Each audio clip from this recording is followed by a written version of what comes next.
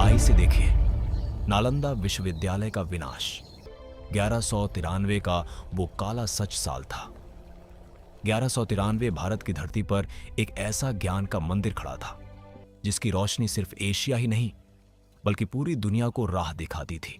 नालंदा विश्वविद्यालय, जहां हजारों छात्र, सैकड़ों आचार्य और लाखों पांडुलिपियां ज्ञान की एक जीवित धरोहर थी। लेकिन इतिहास के पन्नों में एक दिन ऐसा भी आया जब यह ज्ञान का महासागर आग की लपटों में डूब गया। उस समय बिहार की इस पवित्र भूमि पर एक विशाल परिसर फैला हुआ था। ऊंची ऊंची दीवारें, भव्य प्रवेश द्वार और अंदर शांति से भरी हुई अध्ययन की दुनिया।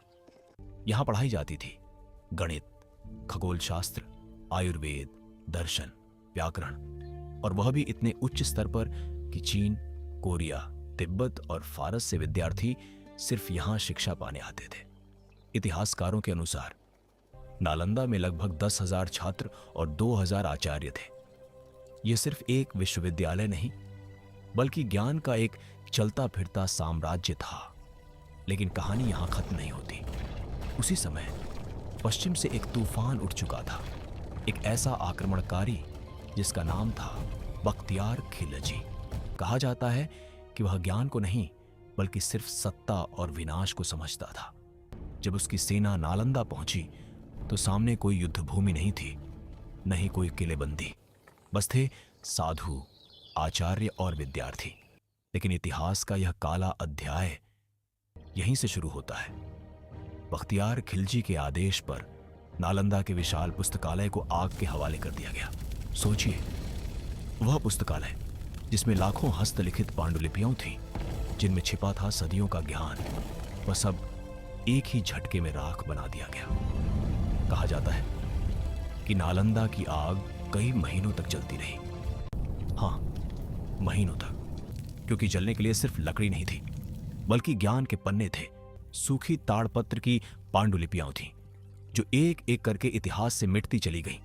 उस दिन सिर्फ एक विश्वविद्यालय नहीं जला बल्कि जल गया भारत का ज्ञान, उसकी विरासत और उसका गौरव। आचार्यों की हत्या की गई, विद्यार्थियों को मार दिया गया और जो बचे वो अपनी पहचान खो बैठे। इतिहास के कुछ पन्ने बताते हैं कि कई विद्वान अपने ग्रंथों को बचाने के लिए उन्हें छुपाकर भागे, लेकिन अधिकतर ज्ञान हमेशा के लिए खो गया। और फिर वह स्थान जो कभी दुनिया का सबसे बड़ा शिक्षा केंद्र था, धीरे धीरे खंडहर में बदल गया। लेकिन सवाल आज भी खड़ा है, क्या नालंदा सिर्फ एक इमारत थी या वह एक ऐसी सोच थी जिसे मिटाना जरूरी समझा गया?